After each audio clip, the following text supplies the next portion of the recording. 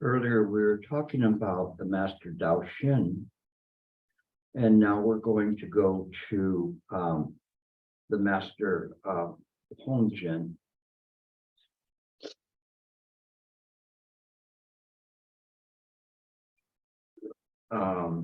Sorry about ready.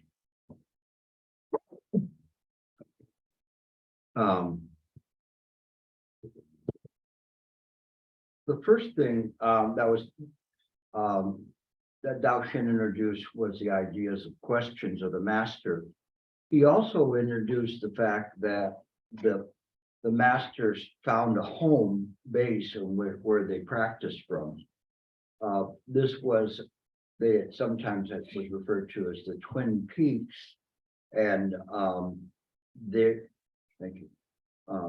was in this Twin Peaks, the East Peak was where Dao Xin set up a monastery. So it was referred to as the East Peak or East Mountain practice. And in the East Mountain practice, this was where later Master Honggren actually became a bit more famous than Dao Xin. Largely because of that he produced or his disciples produced more writings from him at that point in time. And this is where these writings began to become circulated and to have more of an established Dharma where we could truly recognize it as something as Chan. And so all of this, going back all the way to the original patriarch of Bodhidharma, emphasized ekayana, just this mind. And even to this day, this is what I work with, is just mind. That's why I always refer to mind work, because this is really what was taught originally. And I don't want to lose that flavor of Chan there. It's interesting because in this day and age, we are able to access more Dharma than what was going through at that time in terms of reading materials. It was very difficult because you imagine these Dharmas were coming into the country at such a slow pace, sometimes several hundred years after they had been written, but they were new to the Chinese, and being new, they were accepting them, reading them, and what was interesting about this is that they didn't go through a very rigorous, critical way of looking at it and distinguishing this one over that one. They just took what was usable, and when they took what was usable, they made it into their own, rather than trying to say, oh, we'll take this, but we won't take that. Although of course, there was debates and things, but it was the broad acceptance of these sutras coming in that enabled Chan to kind of cherry pick the best aspects of whether it was Abhidharma, Yogacara, or Yamaka school, the middle way. All of these schools poured in, and they were useful to the Chan practitioners. So at this point in time, we're beginning to get to a point where all of these things are becoming known and useful. So Honggren had quite a bit more, I guess, recordings that we can refer to than Dao Xin, but he still maintained the idea of having a questioning and answering. It had not gone to these stories or anecdotes of the Chan masters, and I kind of have to to smile a bit because I have to make sure I say, but both apply, whether it's an antidote or an antidote. It applies. My own joke in terms of actually the Dharma is an antidote. Okay. First question. This is Hongzhen. In the early 7th century. Why do you call the mind the fundamental teacher? The true mind exists and does not come from outside oneself. As a teacher, it does not even require a tuition fee.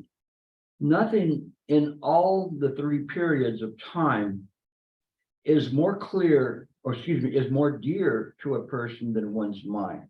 So the most dearest thing that you have, the most precious thing is mind. He's not saying my mind or your mind, he's talking about mind. And the idea of relating to this mind, kind of, because if we can awaken to mind, then we put aside the idea of kind of trying to salvage this this body or self and go to what the true treasure is, which is mind itself. This is not easy for us to do because we are so egocentric in our ways. We want to be able to take this body with us wherever we go. And can you imagine you trying to get into heaven with your stinking body? And they're going, you can come in, but your body you have to leave. But I don't want to leave my body, you know, but that's not you. You would have a very hard time trying to do that. So it's difficult. Hence the treatise, the Vilamakritti Sutra, says the existence of sentient beings is dependent on the waves of false consciousness, the essence of which is illusory. So, first of all, some of you do not know probably what a sutra is. Does anybody not know what a sutra is? Like really not know? All right, see, we have one honest one up in the front. Everybody else knows what a sutra is. So if I called on one of you, you could expound for 5 minutes on what a sutra is. A sutra is a writing often attributed to the Buddha or to the Buddha's disciples or to well-known advisors or enlightened people like Wei Ning. The Buddha sutras begin with "Thus I've heard," and so there's an issue as to whether there's authenticity to some of the sutras, but it is not necessarily as important where we see that kind of like in the Christian doctrine and the doubting Thomas looking for the nail holes on Jesus's hands and feet. We take the sutras as the foundational documents or scriptures that enable us to study. In the Mahayana, there's a class called Vyapula, and Vyapula sutras means that each one of them, even though they approach the subjects differently, have the Dharma there, the complete Dharma that needs to be studied. For instance, it's the Lotus Sutra, Vatamsaka Sutra, Lankavatara Sutra. These are Vyapula sutras. So if you studied just that one sutra, you would get the essence of the Buddhist studies. They just approach it from different viewpoints. So this one, Vilamakritti Sutra, is a very interesting one because it comes from a different class of sutra. Some sutras were originally considered Theravada early sutras, and then there was the Mahayana sutras that came, And the Mahayana Sutras, such as the Heart Sutra, the Mahaprajna Paramita Sutra, which is a larger version, the Sutra of 8,000 lines, Diamond Sutra, all of these are Mahayana class, but are of what is referred to as wisdom class sutras.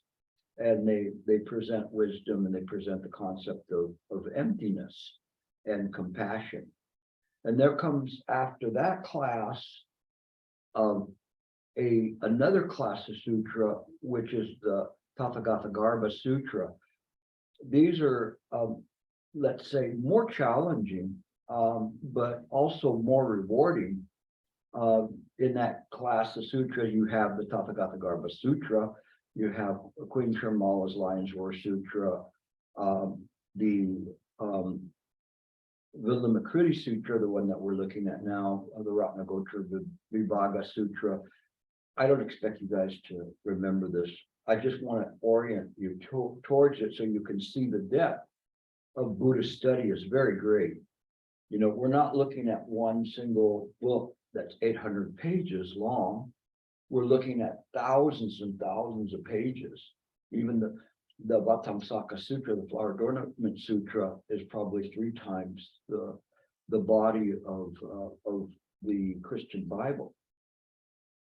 Just that one sutra. And when you look at the sutras, when you look at it, and I'm studying, I'm going, I never heard of this sutra. I never heard of this one. And I'm like so blown away by how much material there is. It's absolutely incredible.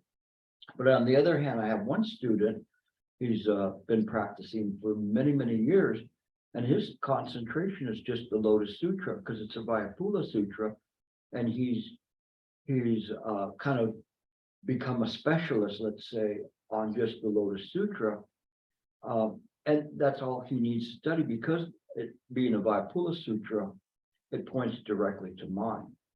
So I'm giving you this because some of you are more advanced, some of you are beginners, but you as beginners also should know the depth and the volume of Buddhist material. And none of that includes any of the treatises on these, which are equally very in-depth. But so if one wants to embark on the practice, all of these are incredible ways to do it. I think probably the people who become journeymen or women in the practice, have been practicing for a while, they get to the point where they go, what do I study? Has any of you gotten to that point? Raise your hand if you got to the point you don't even know where you study. Yeah. You know what you're studying? because it's something that you have to at some point go, okay, I have to have a direction in my study, because there's so much, there's not a possibility. If you say, I'm going to read the Vatamsaka Sutra, the Huayan Jing, that's about that thick, like that. And by the time you get to the 10,000th name of a Buddha in the first pages, you know, you're pretty burned out. So you have to kind of look at it and see where you study, but you have to use your heart, and also guidance of a well-known advisor to help you kind of navigate through where you begin to study. Most people who are Buddhists, you know, they're reading Master Shen Yang's books. Now, if you're Chinese and reading Master Shen Yang's books, he's got a veritable library of books. I mean, so many of them in Chinese. In English, there's not too many. So you can run through those fairly quickly. You know, 3 years, 4 years. But remember, we're measuring things in kalpas here. But in a snap of a finger, in about 10 kalpas, I went through all of those and started looking at the other sutras. And we look at these and we try to find what direction we go. We follow our heart, and it's very interesting. And you don't necessarily have to start at the beginning of any sutra. There's times where it's very, very strange, where somebody's asked me a question, and I'll just go to a sutra, open it up, and there's the answer to the question on that very page. And it's quite universal in terms of its training. It does take time to learn and understand the Sanskrit words, because a lot of stuff is in Sanskrit, but it's not bad. You know, so you can impress your friends, like if they drop their drink at lunch, and you just say anicca, anicca, anicca, impermanence, it's gone. I'm sure they'll take solace in your Sanskrit words. But in any case, I wanted to let you know, because some of you may not know what a sutra is. This is Vilamakruti Sutra from the Tathagata Garbha class. The Tathagata Garbha class of sutras are sutras that are Buddha nature. So they emphasize Buddha nature, which is very, very interesting. And it expands upon that of the Prajnaparamita Sutras, which say that everything is ultimately empty because it belongs to mind. But this wisdom that one gets from understanding that is called Anyatara Samyak Sambodhi. So where have you heard that word before? The Heart Sutra. So it talks about Anyatara Samyak Sambodhi, which is this highest perfected wisdom, which can not even be called wisdom because it points directly to mind. And the product of this wisdom is compassion.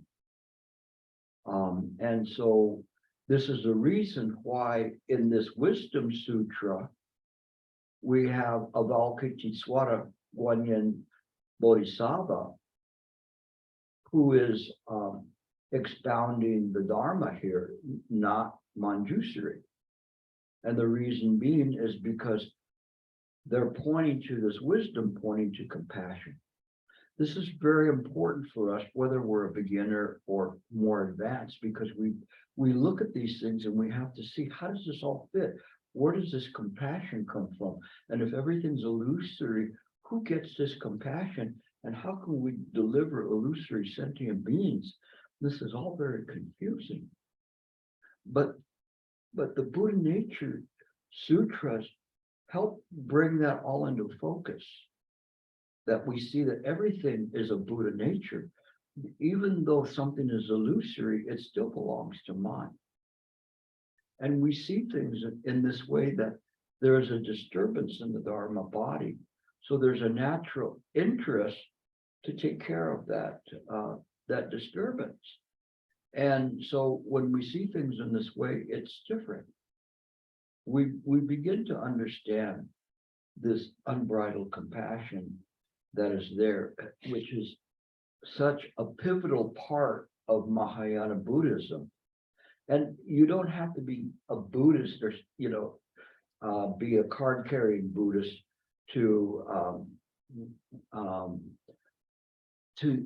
use that, to use compassion on a daily basis.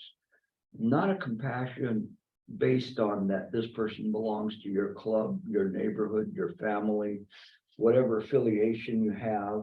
If you're a Republican, you only want to give compassion to Republicans, or rich people. I'm not saying anything about Republicans, or Democrats, or whatever, those liberal leftists. No, it's not that way. It is just simply everyone gets compassion. This is not easy for us to do, but imagine if you can transfer merit to your enemies and see them as any other person or any sentient being or whatever. You would not have enemies. And if everybody works this way, eventually the enemies would be gone. There wouldn't be I, me, mine. Another Beatles song. Okay. So we back to the thing after this little short lesson on sutras. Hence the treatise, Vilamakruti Sutra says, oh, and by the way, Vilamakruti Sutra is very, sorry, I have to add a postscript to this because this is good stuff and it's good for all of you and some of you who are practicing for a long time. Some people of a different gender than mine will appreciate this too. And those who are not monastics, which probably include everybody here. The Vilamakruti was a person that was a rich person, believe it or not. They didn't say what his political affiliation was, but he was a rich person, but he was a great practitioner. And the sutra is very interesting because the Buddha plays like, he plays like he's sick in bed so that the Buddha will know that he's feeling ill. The Buddha knows all what's going on, but then he goes to each of his disciples and asks them to go to Vilamakrudi's house to ask him how why he's sick, and so none of them want to go there because they each have a Vilamakruti story where they were doing something. For instance, Sariputra was meditating and Vilamakruti came up to him and says, "This is not how you meditate. You meditate by doing this. You do this, You don't just cross your legs." Essentially, it was Chan 101 that he was teaching them. Seriously. And he says, and because of that, I don't want to go to see him. He's gonna pull my pants down again. And because essentially this is what he was doing to all the disciples until he finally got to Manjusri. But the story of Vilamakruti is also like the story of Queen Shamala, which is another Tathagata Garbha Sutra. In the Vilamakruti one, there is a goddess that's in there. And all of these sutras, they have stories where it shows that it doesn't matter what gender you are, that ultimately it's not gender, it is mind. So if you were a goddess, and Sariputra was challenging one and said, "Don't you wish you were a man?" So what for? Then you could become enlightened. And you know what she did to him? She turned him into a woman. And Sariputra, "This is very strange. Can I be turned back?" But to show that. Another time, Sariputra questioned one and said, "Oh, you're a woman," and she was the queen of she was not a princess of a naga, which is a snake, and the goddess went, do you think I have to be like a man to become enlightened?" And then in that moment, instantly she became enlightened. Buddha appears, confirms the whole thing. Sariputra sulks off again. So the reason Sariputra shows up in this, like where Sariputra show up in the Heart Sutra, right? No, Sariputra, form is not an emptiness. Empty is not an form. You and the rest of the Theravadins go away. Or read and listen to this, because he represented Theravada thought. And that's why he is in the Heart Sutra. Because everything there in the Heart Sutra proceeds to negate the contentions in the Abhidharma that everything is real. So when you understand these things, then all these things come to life. It's very important.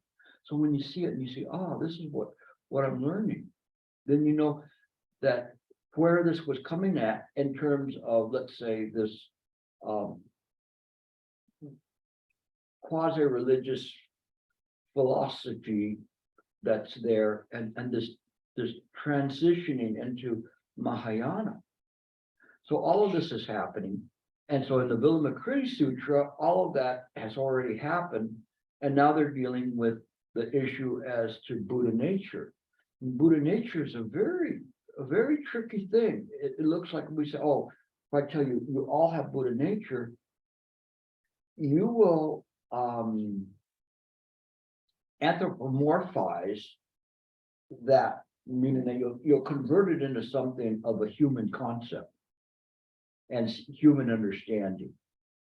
But it isn't in that way. It is in the way that this Buddha nature is beyond those kinds of conditions or concepts or descriptions. It is simply the thusness of everything. And so in any case, we get back to where I was going. I haven't got there yet, but I have to tell you some of this stuff because it's good for you. It's good for you to learn, especially some of you that have been putting in some years. I want to show you how deep it gets. The existence of sentient beings is dependent on these waves of false consciousness, essence of illusory. The essence of which is illusory. Now here comes the payoff. Okay. All of that was just a preface to kind of help you along, but it says, by clearly maintaining the awareness of mind, and we won't go to the next comma, but we're not going to go beyond that comma until we understand what this is. So it says, by clearly, the mind is clear, maintaining, meaning that it's continuous. What is continuous? The awareness of mind, not the awareness of your mind, but the awareness of mind. So when you sit to meditate, we are using the awareness of mind. And every moment we're using the awareness of mind, we're using it continually. These are Gilbert's elements in terms of what needs to be there in any kind of a practice of meditation. We start off, relax the body, relax the mind. You're aware in the present moment. The present moment then becomes your clarity. Because in that moment, when you're in the present moment, you're clear about what you're doing. If you start thinking of something that happened in the past, you're no longer have this clarity, or what may happen in the future. Oh, I'm getting close to there. I'm sure that, I'm going to get through enlightenment. Then you're no longer in the present moment.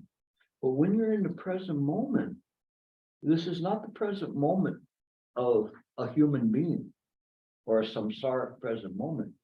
It is the present moment of the Buddha mind. It's different because its perception is different. We are no longer looking at things from the idea of a life and being. So we move the camera back, and then we discover, lo and behold, when we move the camera back from the scene, that which we thought was directing everything was a player in the play, yourself. You never saw that before. But now, there you are. You are a projection on the screen. And you're using the mind's awareness to be aware of this, so that you no longer can claim yourself, and yourself goes, what happened? How did I get into this movie? You were always in the movie. You just never realized by trick, you perceive yourself to be mind, but you're an imposter. That's why they say the existence of sentient beings is dependent upon the waves of false consciousness. False consciousness is the idea that you were thinking, that you were meditating. If you sit and you meditate and you have the idea, I am meditating, get off the cushion. Get out of my Chan hall. You're using up vital oxygen other people could use to practice right. This is not how you meditate. What I'm giving you is right view how mind works. When you sit on that cushion, thank God, nobody left. Thank Buddha. Okay. So the thing is that when you sit there, You sit there with mind, not self. If you try to practice from and try to make yourself better, you'll only be able to be a good Boy Scout or Girl Scout here in this world, but you can never leave. Eagle Song, you can check out anytime you like, but you can never leave. So the thing is, sorry, my mind is nothing but a song.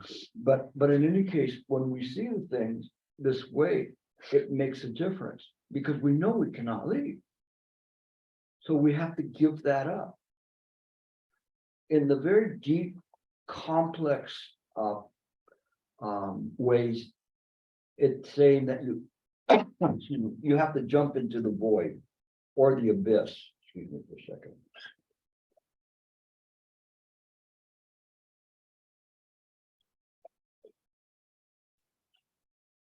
That sounds scary. Like, let's say I was able to conjure up a big hole right here in the front and said, if you want to become enlightened, jump in the hole. And you come up to it. I think Ian would dive in head first, you know, like swan dive. Michael would be taking a look at it and saying, maybe I can do something, and he'd throw him in. Purely for experimental purpose. But there's the void, there's the abyss. What's on the other side? Jump in and find out. Yeah, but I mean, I don't want to go in. Like, you know, you jump first, right? Well, you jump in the hole. All of a sudden, there it is. And you go, where's it go to? I can't tell you, you have to find out. Well, I might be jumping into hell. I don't know. Maybe it goes all the way to China. You don't know. Where did you get here? You know, and you pop up over there and they're just gonna be looking at Mogwai, like demon pops out of the ground. How did you get here? I don't know. My point is this, and although I joke about it, you have to freely give up the idea of a life and being to find out. It's an exchange. You can't fudge it. Like, you know, like I can see you still have holding on to the edge, you know, and you're trying to look down to see what's there. You have to let go with faith. That's what keeps us from not getting it, because we don't have the faith to let go of the self. So the self is there, and this thing about the self is, one, it's very clever. It will trick you into thinking something. You don't need to jump into that hole. That hole's for fools. You're not a fool, are you? No fool would jump in that hole without knowing what's there. No, then stay here. You know, we'll die together.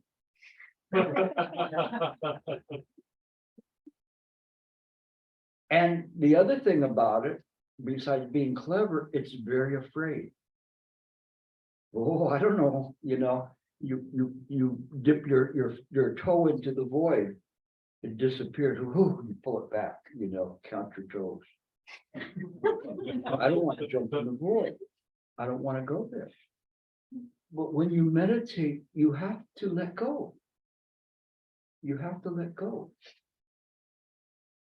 Nobody, you had a question? Yeah. Oh, okay, go ahead. Part of this talk was making me think about something in Suzuki Roshi's book, Zen Mind, Beginner's Mind, about like if you find the Buddha, he says like if you find the Buddha, kill him. And I always found that phrase interesting, but I didn't fully comprehend it. It's something clicked now while you were talking, but I'm just curious, are these ideas connected somehow? Okay, because you may not hear him. He said it reminded him of Suzuki's book where it said, if you encounter the Buddha, kill him, kill the Buddha. And so it's kind of a strange thing, because it reminds me of a talk I was given in New York. And there was one student that was there, and he said, I had asked Shifu this question, a long time ago, and he never really gave me an answer, and I'm gonna ask you the same question, Oh, he's a Westerner. Okay, so that's why I was talking like that. And so I said, okay, I will tell you the what he means, the answer to your question, but if you don't get it, you have to kill yourself. And he went and mouthed the words like, kill myself. And I said, yeah, you have to kill yourself, And then I said, and kill the Buddha too. And then so the people went after I talked to them, he got the thing, but they said, do you realize that you were on the radio? And what, oh my God, this is New York. There's so many kooks out there. Who knows what they could do? They may not kill themselves, but they'd be looking for the Buddha to kill. But the idea here is talking about killing the Buddha is killing the concept of the Buddha, killing the idea that the Buddha is separate from you, something extrinsic from you. So if the Buddha shows up in front of you and goes, ta-da, you just go, no, what are you doing here? This is an illusion. So the thing is that because the Buddha is intrinsically within, or you're actually within as phenomena, you're intrinsically in the Buddha. Okay, so that's kind of so this is kind of triggering that with what you're doing, which is what I'm intending to do. So you're, I would say out of the mouths of babes, there comes a profound wisdom. So it's good. Okay, and again, I'm taking my time going through this because it isn't necessarily to get to the end. First, it's the whole thing is to get to the end. So there's another song, a Mexican song, where the person was talking to a mule skinner, and the person says, it's not the purpose, the object is not for one to be the first one. It's to ultimately just get to where you have to go. And that's the thing. And so we just have to practice in this way. So this practice, when I talk about the void, it means letting go of your preconceived notions, your concepts of what reality is, and letting go of the idea of that this world is a concrete world. It is projected in mind. It has to be projected in mind. It can't be anywhere else. And there's nothing outside of mind. When we see things in this way, then it gives us faith that we can let go of it. But we don't want to let go of it. This is a big problem. And if we can let go, we can save everyone. But if we can't even save ourselves. Okay, so we continue. Nobody wanted to take me up on jumping into the void, I guess, right now. Maybe in the evening. Okay. All right. So clearly maintaining awareness of the mind. The false mind will not be activated. Voila. It is this way. If you maintain awareness of the mind, when you're meditating, the false mind will not be activated. So what does it mean that the false mind will not be activated? Because we don't want to go to the next set of words until we understand what this means. So what does activated mean? It starts coming up. If we keep our place in mind, even if there's images that are coming up, because we're not going to stop the images coming up in mind. all those things that come up from the past, from the future, from the present, whatever, they're all gonna be coming up, I, me, mine, all of them. They happen all the time. That's a Beatles song. And in any case, when they're arising, we stay with the Buddha mind in the present moment. Why?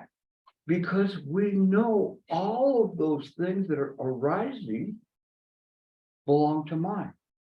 They don't belong to your mind, they belong to mine. So they're perfectly in their place. We don't have to do anything. We don't have to greet them. We don't have to banish them. If we tried to banish them, where would they go? You know, you're pushing out your boss from the mind. Where are you pushing me to? Don't you know I belong here? You put me here. Why are you trying to push me out? Where am I gonna go? And then your boss shows up again. Where did you go? You pushed me out of bounds, so I just got back in line. And now I'm coming up again. Because you can't push things out of mind. You just see things as they are. And so when you are practicing with this awareness in the present moment, everything that appears there is mind. Voila. You're there. You're there. Welcome to mind. You've been using it your entire lifetime, and the lifetimes before that we can't even count how many times, you know, not including when you're a chipmunk, a snake, a ghost, a hell dweller, a heaven dweller, whatever.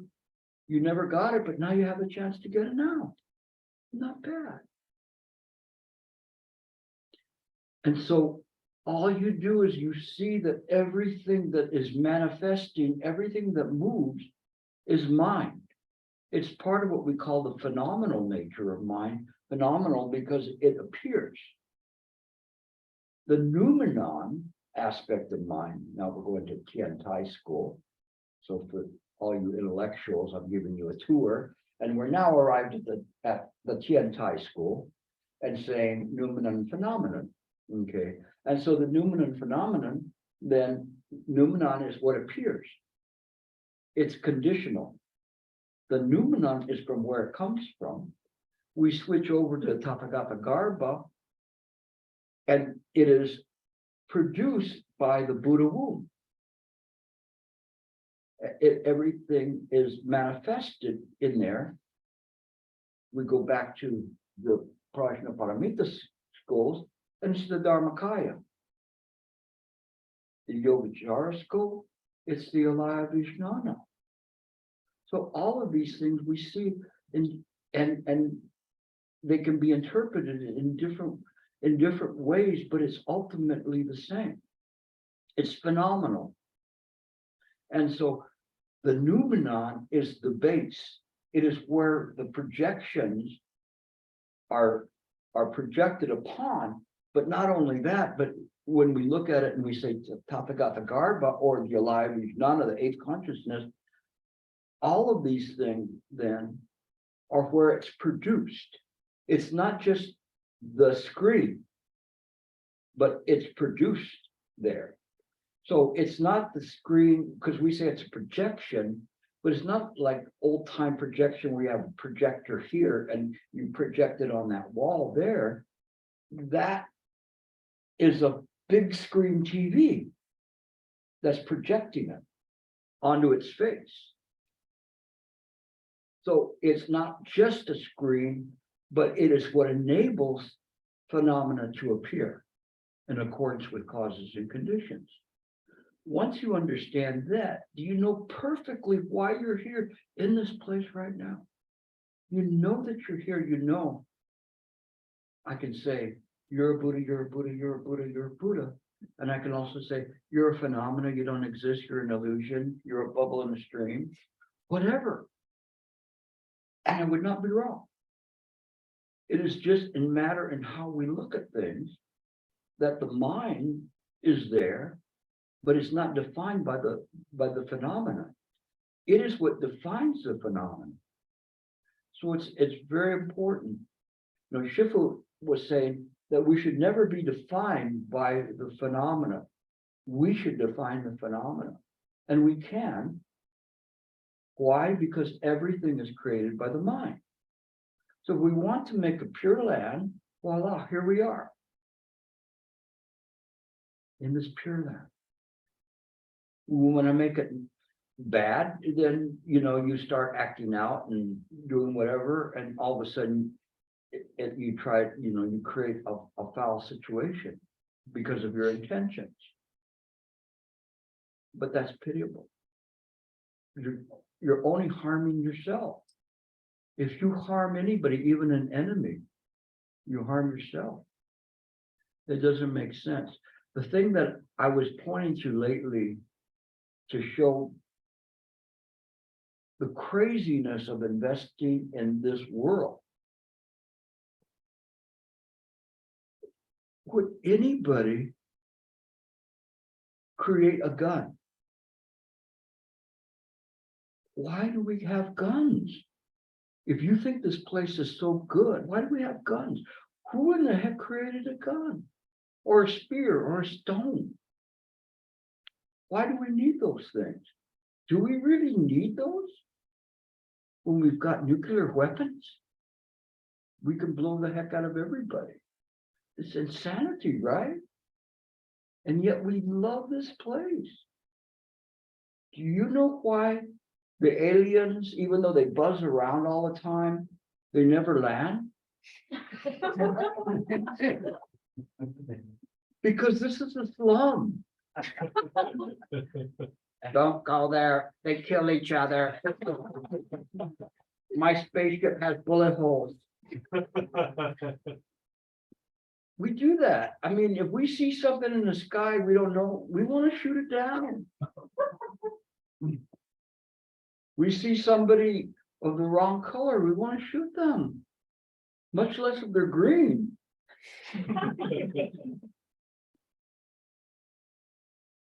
This is the truth.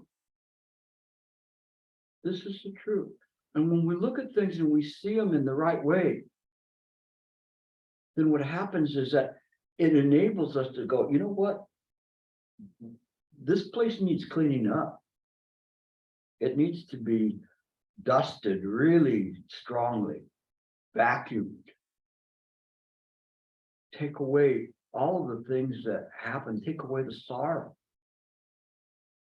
That's what a Chan practitioner does. We try to take away the sorrow that's here. We try to help. And we try not to be a source of sorrow or pain. And in this way, little by little, we change this environment. And we can do that. So, living in this way, you're already a bodhisattva. But you're a Buddha anyway, but you're using bodhisattva actions in this world. Okay. So this is what we do. So it's not enough to teach you to how to get out of here, but why you need to come back. And why not to fear mind. Only the self fears mind because it's afraid of being extinguished. That's what they call nirvana, right? Blowing out the light. Oh, don't blow out the light. You blow out the light, we're going to be in the dark. No, you're in the dark already. So we try to use the illumination of mind itself, the radiant infinite light of mind. Would you trade, let's say, would you trade your car for that? No, I'm not on my car. I need my car to go to work. I can't trade it for the infinite light. I mean, maybe his car, but not mine. You see the kind of the silliness in terms of all of this. But I try to present it in a way that makes it easy so we can kind of go instead of saying, you're all going to be damned to hell if you don't do this. No, it's not that way. It is just using reason to see things. I make light of it to make it more palatable, more that you can digest it a bit. But it is in this way.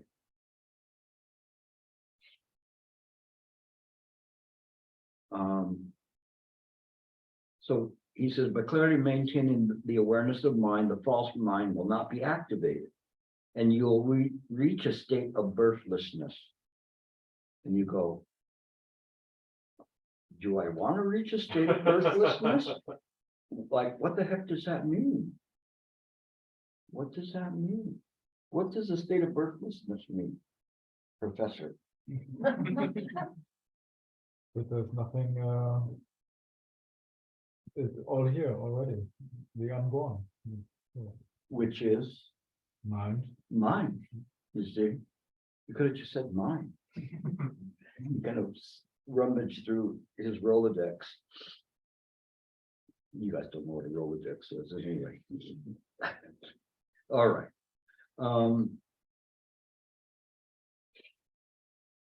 Therefore, it's known as a fundamental teacher because you reach mind. So in this way, we study mind because it's the fundamental teacher. It teaches us about samsara. How would it not know about samsara? It created it. We don't know that. We think that we were born under a leaf or something. We don't know how that happened. Shifu, he said that the scientists can tell you how you were born to your parents, but not why. Mind can tell you that. There was a story of he was called the Incredible Monk, and he would roam the countryside. And so one day they were having a wedding, and in the small towns, everybody would go to the wedding. And so they saw, the Incredible Monk's coming, come. They were so happy that he was there. And so they put him there by the head of the table, and he's just looking at everybody and smiling and laughing and just looking at everybody. And they're going, Incredible Monk, why are you smiling and laughing? He says, so very interesting. And they go, what do you mean, so very interesting? He says, yes, all of the guests are the barn animals, and then the groom is getting married to his grandmother because he was seeing the karma of everything. And so he saw how from lifetime to lifetime things change, and how kind of curious that this groom was marrying his grandmother that had passed away before and reincarnated again. And so we see things differently. We don't see them in the context of this life. We see that, just like they say, like 10 kalpas are present in the present moment or more.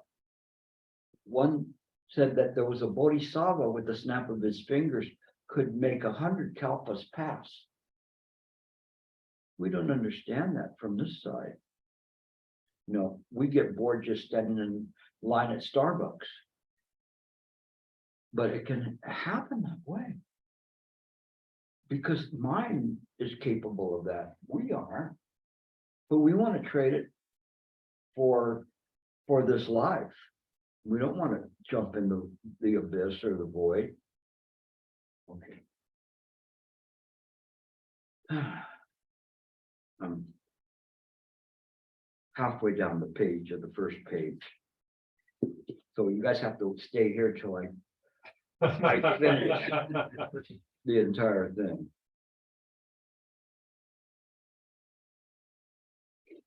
Why is the mind of ordinary people superior to the mind of Buddhists? Oh, wait a minute. What is he saying here? He's saying the mind of ordinary people are superior to the mind of Buddhists. That's a big jump, a big leap of faith, right?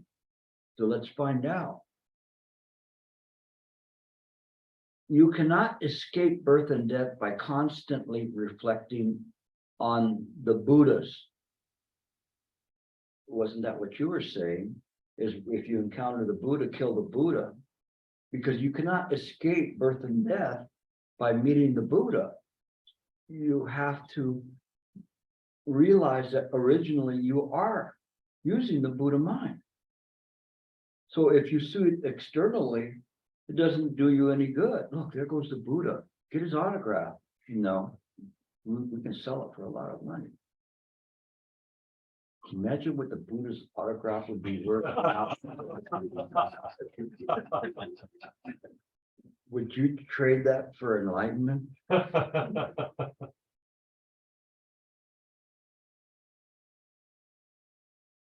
And then they, okay. Divorce, reflected on the Buddha's divorce from yourself, but you will reach the other shore of nirvana by maintaining the awareness of your own fundamental mind. This is the refrain. Okay, if this was a song, this is a refrain. This time, the first time he said clearly maintaining awareness of the mind. This time is maintaining awareness of your own fundamental mind. So the emphasis here is that intrinsically, fundamentally, the mind that you're using right now is not other than the Buddha mind. You just have to maintain this awareness. What is it? Maintaining the awareness. Stay awake. Don't fall asleep. Don't, even though we're in samsara, don't fall asleep and think that I'm separate from things. I have my life in being. My foot hurts or whatever it is. I'm sleepy. I'm hungry. I'm this or I'm that. Just forget about that. Yeah, go ahead. Can I ask a question? So you just said you just have to maintain this awareness. So, but in the sense, so what does it mean seen from a mind perspective? This having to maintain, you just have to maintain this awareness if there's no you there which can maintain the awareness. Well, the you is kind of a theoretical you. So when they say that, let me see how he said it. That you, yeah, maintain. So the thing is, this you could be a plural possessive type of a reference of mine, even though there's not even a possessive speaking grammatically. I don't even know if that was correct. I'm speaking like this. I'm Southern politicians making up my own words. So in any case, you're right that you caught the you got me. Okay. You got Holmgren, but it's okay because what you're doing is you're looking at this, and this is the practice, is maintaining this awareness. So when he says you, he's presupposing you haven't got there yet to know that there's not a you there. So it is in this way, but yeah, there's no duality there. So, and so your question's a good question, because when we sit to meditate, we don't have the idea of duality. We don't have the idea that this is looking at the method and this is separate from that, the method, or where it's being projected on. Those two things, just like I make the picture, are one and the same.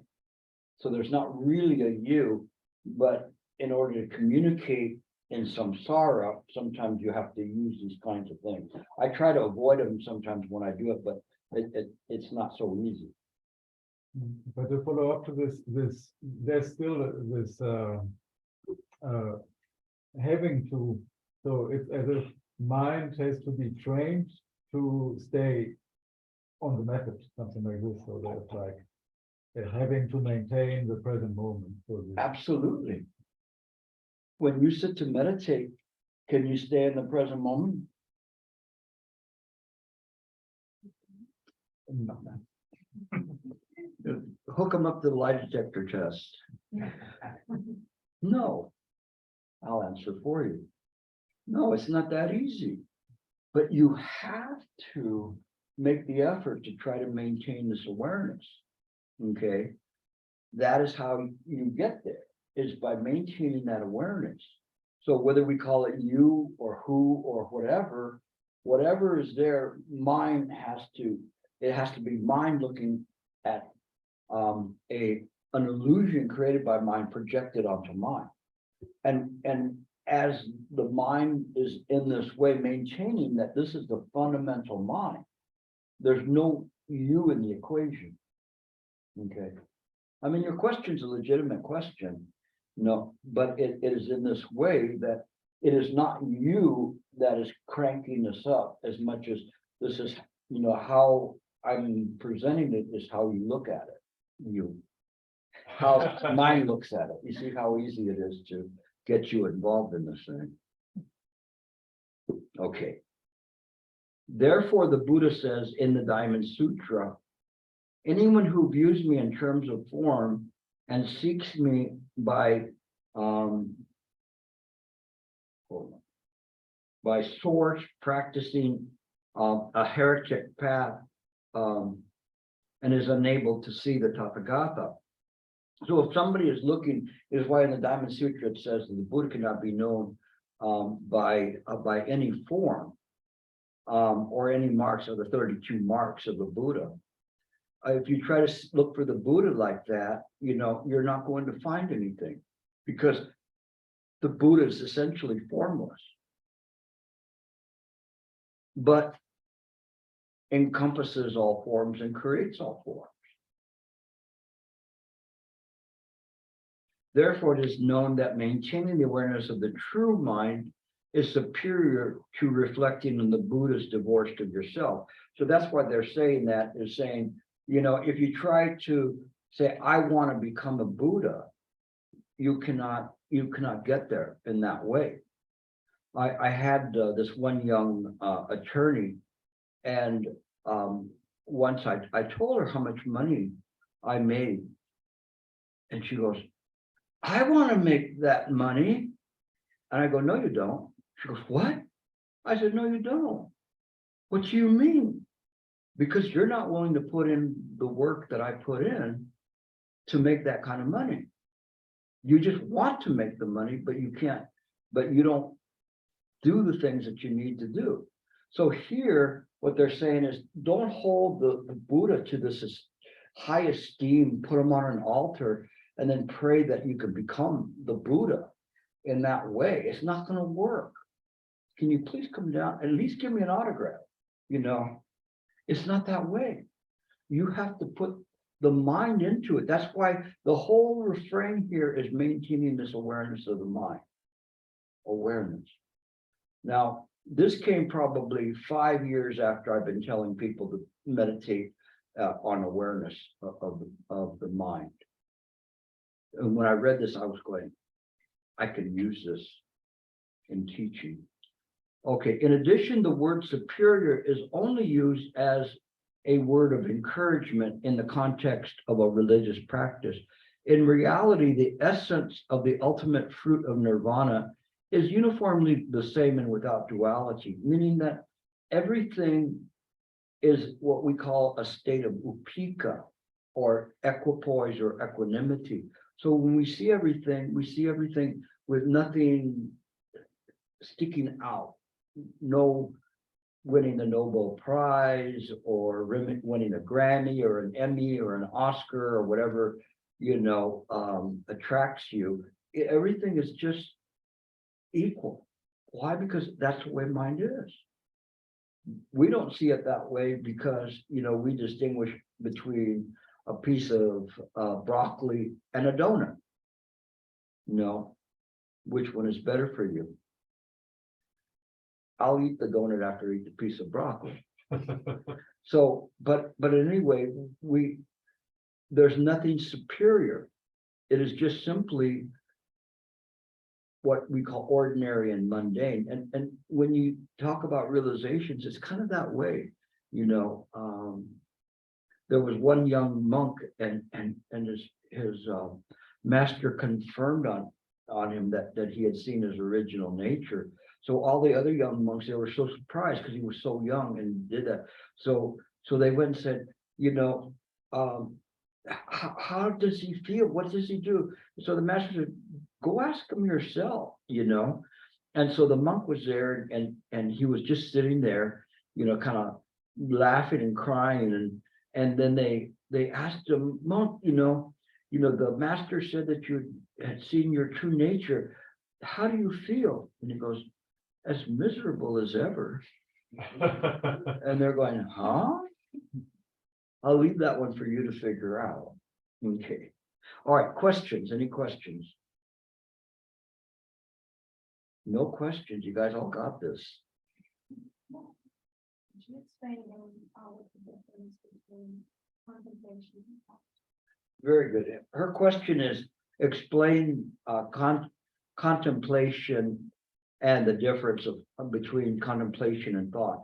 Sometimes contemplation is equated with deep thought, profound thought. This is not the contemplation I'm talking about.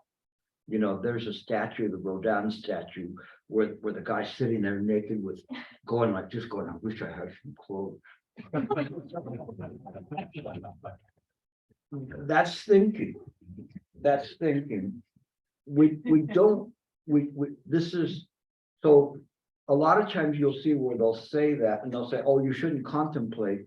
But the reason is that they're equating that with this deep thought. Contemplation is a direct experience with whatever you're doing. So if we are thinking of the method, when we're looking at the method, we're thinking of the breath. I am thinking of this breath. Now you're creating thinking, because you're creating a duality between the consciousness of the breath and the object of that consciousness, which is the breath itself. So we create that kind of an idea, and we're using the mind, which is the mind organ. So if we do this by all the 6 senses, they're called the 18 realms, but all of those are all empty. There's nothing there. There's no duality there. But we perceive it to be that way. That is thinking. So we're thinking of something. Even if we say, oh, I'm contemplating, it's not true contemplation as I mean it. So I'm very happy you mentioned this, because contemplation is a direct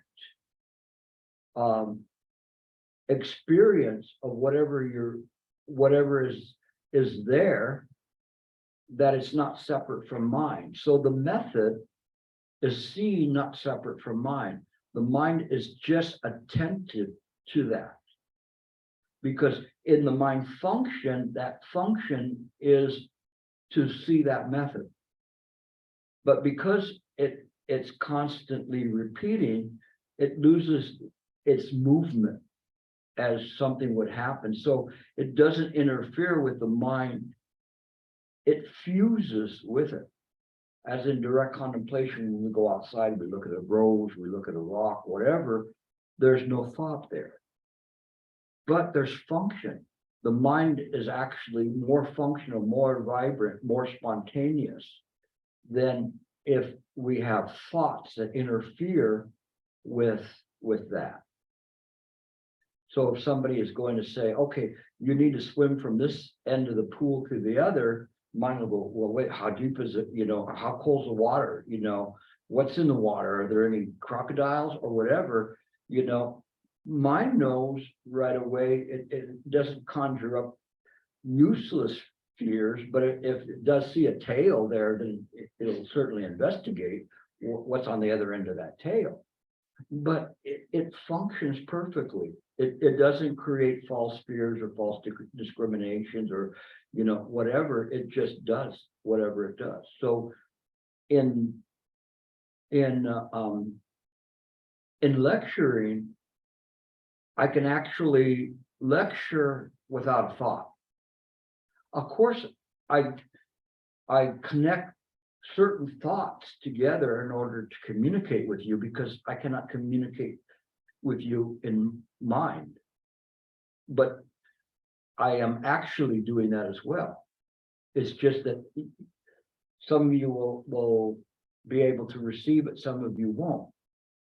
So in any time when I'm communicating, I'll communicate on basic cable, which is whatever you listen to, and then profound, where you go, oh, I see, I get that, that's a profound.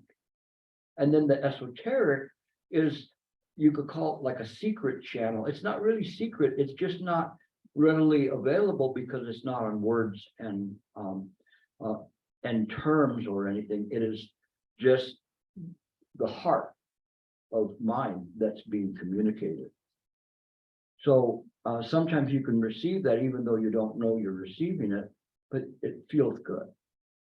But none of that is thought. It is just simply coming out. So you're capable of doing that. You could be at work and not have a thought, yet still carry out your job because you're not sticking to any of the thoughts. If you're there and you're just going, oh, I'm so tired, I don't really want to do this. What time is it? Is it lunchtime? All of that's thought. But have you ever engrossed in some work that it goes so quickly? Go, wow, I finished that really fast. I didn't realize that, the time or anything, because you don't have a thought. You still carry out the work. It's what the Chinese say, wu nian. So you know the term wu nian. This is wu nian. This is Hui Neng's wu nian, meaning no thought. It doesn't mean that the mind is blank. It just means that it doesn't attach to the thoughts. So it just simply carries out function. But there's no self that carries out that function. There's just function. And so the mind can open and close this mouth and make noises in accordance with causes and conditions of what needs to be there. And so it says the things, and it says it in accordance with this particular crowd, and to make you feel comfortable. So it can say things very humorous and also very serious, but it does that kind of in a mixture so that it's more palatable. If I just sit here and talk about things like a scholar, I'll be asleep, and it won't be of any use. So the mind just functions naturally. And then that's contemplation. So in this moment, my mind is contemplating presenting the lecture. Everything is in this way. It doesn't mean that if this happens, all of a sudden you're just there lying on the ground going, oh, Santos, Santos, Santos, everything's so blissful and everything. If that happens, then the master will come and kick you, And so you can't play with those things. The story I haven't told for a long time where people mimic things was this one student. I won't have him do it, but this is really fun. The one student, he was going to the master and trying to follow what the master said. So everything he did, he would go to the master and try to show the master, his ability. And so he said, no, you still have self, you still have self. So finally, one day he goes in front of the master. I did this actually with Eon in Jinsong, where there's like 300 people there, and like him playing like the student. And so the student goes in front of the master, and he just collapses, boom, right on the floor, so loud, boom, like that. And so the master's just looking at his student that's there. And he's going, what are you doing there? So the monkey goes, you say we have to abandon all like human types of traits. So I'm dead. And the master looks at him and says, dead men don't talk. And so that's us mimicking the idea of realizations. It doesn't work. Any other questions? Yes. So I had an opportunity to dig into many sutras in the Buddhism class I was taking, but I even acquired some great insights through the understanding of the lines in those sutras, but when I really question it, this understanding truly aided my practice. That becomes short. So my question, it's really one question separating two. The first is how can we make proper use of the sutras, and the second is what are the sutras in relationship to our practice? All right, so what he's saying is how do we use the study of sutras in our everyday practice? And how do they relate to our everyday practice?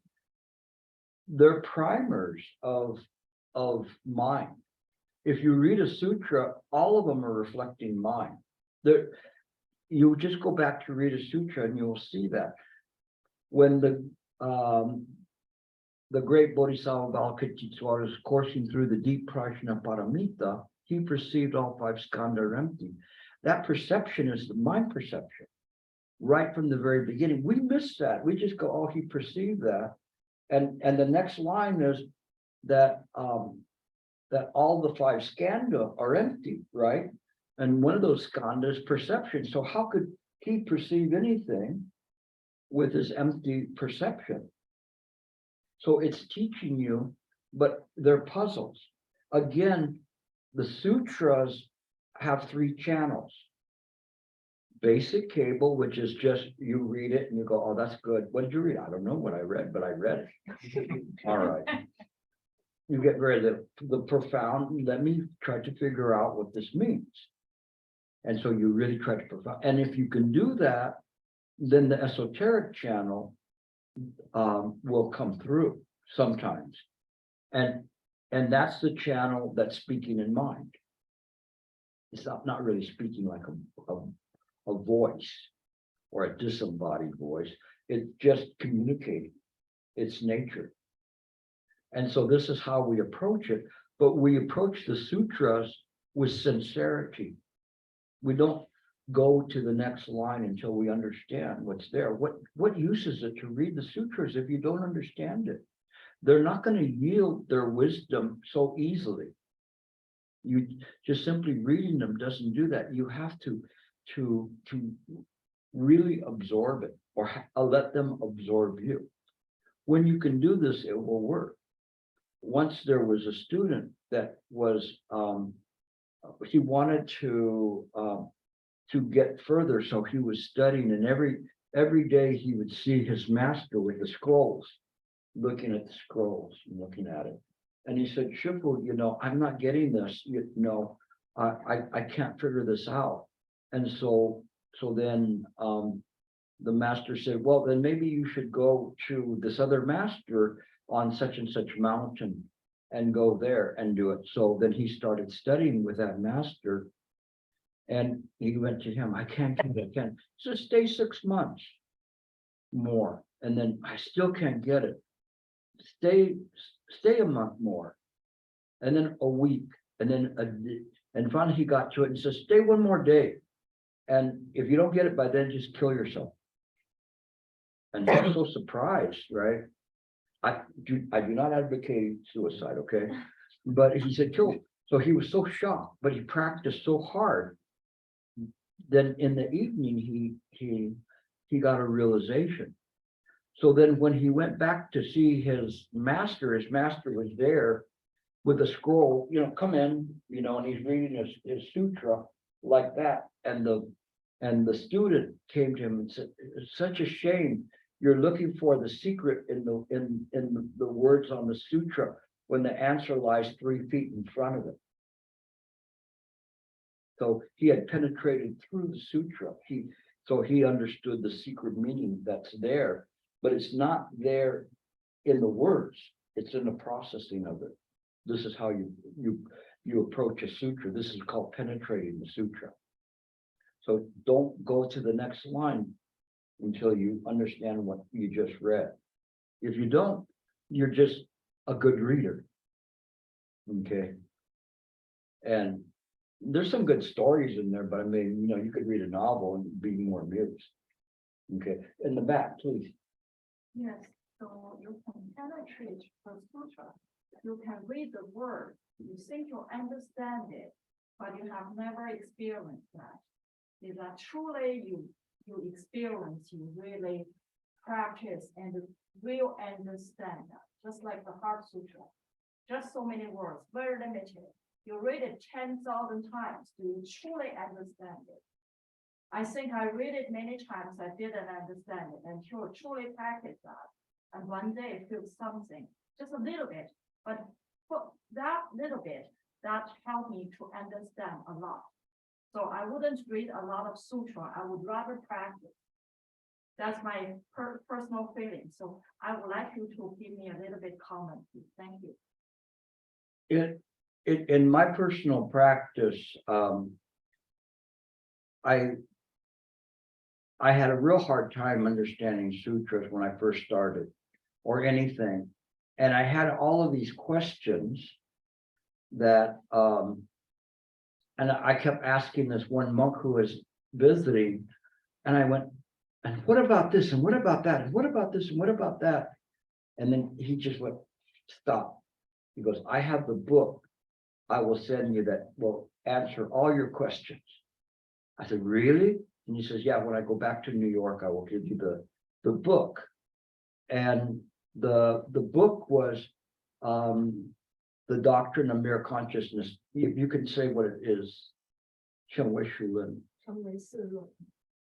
You heard of that book? Yes. But never read those books. I never read those books. And are you still using the book as a paperweight? It's on my shelf. It's got a nice space, but I haven't made it back there yet. Dust it off every once in a while.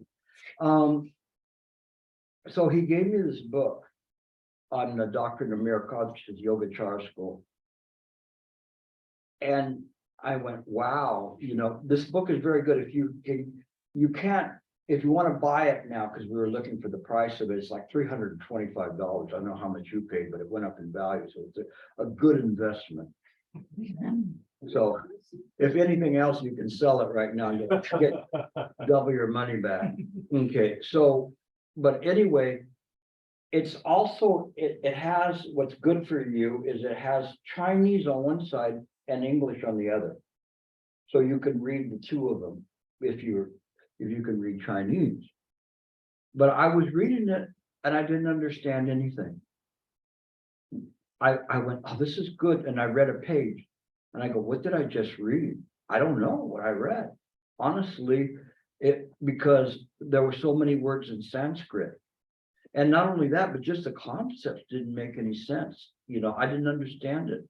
So I made a vow that I wasn't going to go to the next page until I understood what was written on that page. And I read it again. I still didn't understand it. So I made the vow, I won't go to the next paragraph until I understand the paragraph. Nothing. I went, I will not go to the next line until I understand what's written on this line. I finally got down to word, saying, I will not go to the next word unless I understand what this word means. So I had to create a Sanskrit dictionary for myself, literally, to know what these words meant. I didn't know what they meant. And so little by little, I slogged through, and each day it became easier to understand it. But something very strange happened after that. I could open and read any sutra book and understand it. It just, from that sincerity, all of the wisdom of the sutras, they just opened up to me. It's very strange. So you want to know how to read, you read like that. And then they will yield. Again, they have one level of knowledge, like you're reading the Heart Sutra. And then there's a profound. Wait till you get to the secret meaning. Like you said, you got a little peak, with it. It's okay. Just keep going with it, and it goes incredible when you begin to understand it. You look up that word Anuttara Samyak Sambodhi, you find out what it means in Sanskrit. You look at all things and try to understand the five skandha. you study it, so you penetrate it, and then it begins to yield its true value. Okay, but you don't just read, because if you read, then what good is that? Yeah, you had a question. Well, I'm asking on behalf of my translation group. So if what you just said, don't read further until you understand the line. Yes, So if we're gonna do translation for you or consecutive interpreting during your lectures, we don't have time, right, to read so much, because say you give us like 5 sutras that you're going to read some quotations before we even get to the bottom of the first paragraph. I'm talking about during the preparation. So what is your advice on this when we are going to prepare for translation? in translating, to be a translator, you have to have a great responsibility. And sometimes you have to be careful of the double or triple meanings of any phrase that's being said. So you have to present them in the right way. So it does take a certain amount of skill and a certain amount of holding back and looking at it and examining it, rather than just going through and Google can do that, right? And if you use Google for translating, then you know what Google is. It'll say, can I have a dish of motor oil, please? Or whatever it is. It doesn't translate exactly like you think it does. So you have to go beyond this kind of a Google translation of literal meaning to something more than that, and feel the heart. So the translator has to have at least the heart to be mindful not to make a mistake in that, and be careful so that you do not pick the wrong meaning of that. And so it's very important. If it's something, for instance, I was reading Red Pine and Red Pine's version of something, and Suzuki had also, I think it was a Lankavatara Sutra, and Suzuki had said something, and he picked the wrong meaning out of 2. And Red Pine said he picked this one because it sounds like that and it fits, but it's like trying to put a puzzle piece in that doesn't quite fit completely, but it's close. But then when Red Pine said this is the meaning, you could easily see how it fit in, because that was the right word. So we have to be mindful, because what Suzuki had done was he changed the whole context of that particular translation with using the wrong word. It was very, very close, but it went a whole different way than it should have. And then when you read the Red Pine one, you go, yeah, that makes sense. And it easily makes sense. Where the other one, you say, well, I can kind of sort of maybe see that applies. So that's how you translate. Okay. Yes. Question on a different topic. It's kind It's of a okay. simple question. I don't know anything about bowling though. So it's like when you practice, it's try how to find words for it. So it's like it's kind of like what you said, the analogy of like you don't pull strings too tight, but you don't want to do it too loose, and you use somewhere in the middle. But the thing is, like, when I try hard, that sense of duality is really there. It's like I need an enlightenment, yeah. And then but it's like that's going in the opposite direction, right? But it's like if I don't have that goal, that object, I kind of like fall off the other side of the edge, which is like vacation. So how do you find somewhere middle? Well, how did the Buddha solve it? Self-practice. No. How did the Buddha solve it? Your chance at redemption. By looking deeply into it. Okay, let me see. How did the Buddha solve it? I don't have an answer to this one. You weren't paying attention to him, and didn't you see the little Buddha? At least you could have watched the movie The Little Buddha and you could answer this one. If this, you cannot tighten the strings on the lute too tight or they'll break. You cannot make them too loose or they won't play music. Middle path, You taught it just right, the middle way. no ways. But it's just Mata- kind of hard, cause Mata like I Maka. swing between both ends. Yeah, so you just like Nagarjuna, just go right down the middle. So you apply what effort you need to hold in concentration. But you don't overdo it, because when you overdo it, then you create this idea of a duality of stress or attaining. I need to get something. That's why I tell you, okay, in my way of meditation, the pressure is off. Literally, the pressure is off. Because all you do is you back up, you back away from that which is causing the pressure, which is the false self. And you relax. Relax the body, relax the mind. The only thing you have to do is maintain enough concentration to stay in the present moment and hold your method. Then it works. This is the middle way, Nagarjuna. Oh, you remember Nagarjuna, the middle way, Maka school. Cause Okay? like, I feel like once I relax, I kind of like, just, the brain just like turns off. So it's like, It's because you're using kind of like the natural idea of what you think relaxation is. Relaxing doesn't mean that you fall asleep. Your body is relaxed. When you see the athletes, let's say somebody who's batting, okay? When they're batting, they're not up there like this, right? They're like moving the bat and relaxing and relaxing and relaxing, because that enables them to use appropriate muscles to do that. Only the muscles that are necessary to do that. If they're tight, by the time they get around to swinging, the ball will go by them. A lot of people do that. If the pitcher's very fast, they'll go, what happened? Because they're too tight, that they're not loose enough. So you just apply what's necessary, but don't equate relaxation with sleep. Okay, you have to during the day, and this is a good question, very, very good question. This is what you call like a basic question, but a good basic question. During the day, you relax. You don't have to do it, but it's not relaxation like relax like that. The only reason that you do that is because when you go to sleep at night, you can't sleep because you're not relaxed. So you go, oh, this feels so good, I could just sleep right now.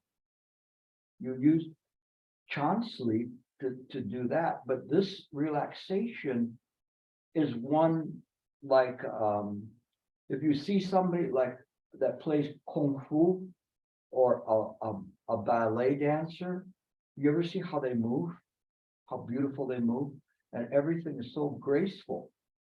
So you just become graceful moment to moment, and even in your actions, whatever you do, you're that way. Sometimes I see the people, they come to a chair and they just plop on the chair. Westerners do that more than Chinese. Chinese take their time sitting down most of the time, unless they're westernized, and then they go, what the heck happened to you? But everything is graceful. As you get up, you're graceful, except for me when I'm trying to get my legs to come back to life. But you try to be graceful in everything that you do. You try to be graceful in your mind, in your thinking is soft, relaxed. You try to, with the words that you choose, you pick appropriate words.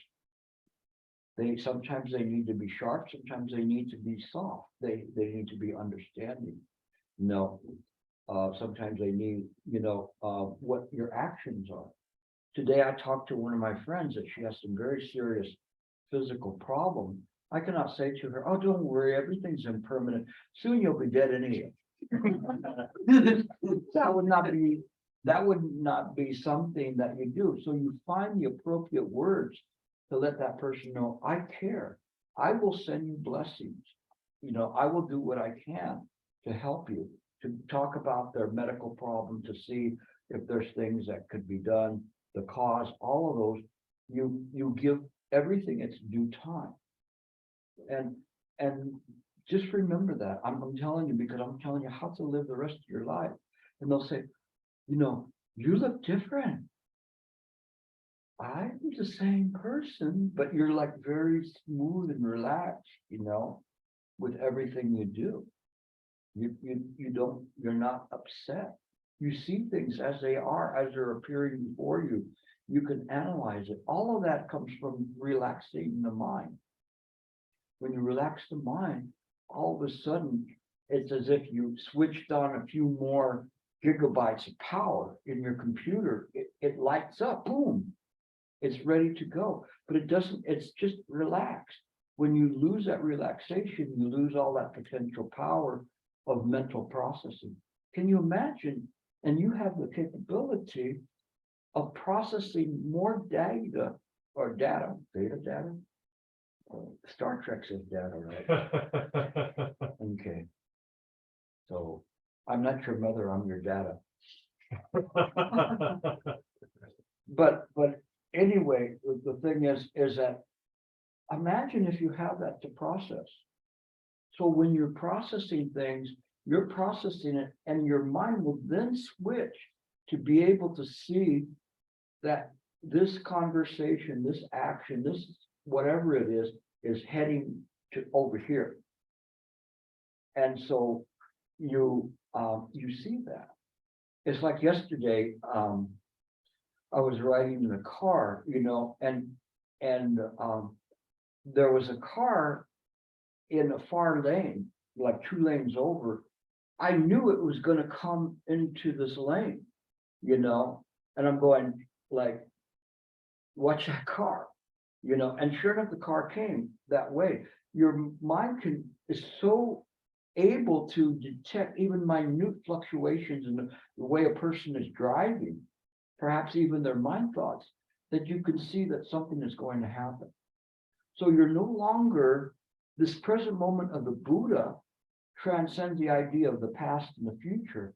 And so a lot of times you are in the future waiting for the present to catch up. And that present's already your past. But you function in that way. And you're just waiting for everything to catch up. It's very interesting because the mind is capable of doing that. Okay. But just understand relaxation should not be equated with falling asleep. It's the relaxed mind.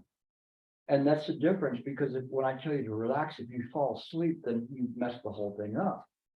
This is a relaxed mind, not a sleepy mind. So when it's relaxed, what happens is it opens up to all different potentialities that one sees and can easily process what will happen if whatever you do next or whatever this person does next, and you will see that happening. As an attorney, it's a really good benefit because I can guide things as to where they need to go. Taking from past actions to present to future. So it's a good way of harmonizing with people. All right, I think that's it for right now. You guys can take your breaks and come back and sit for some more. Let's turn palms.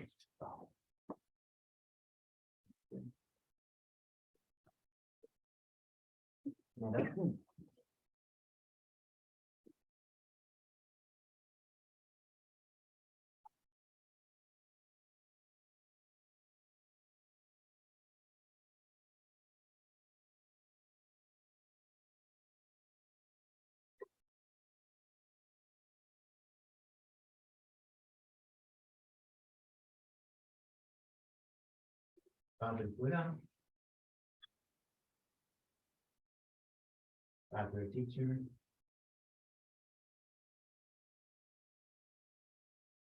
let's take a 10-minute break. Please file out single file.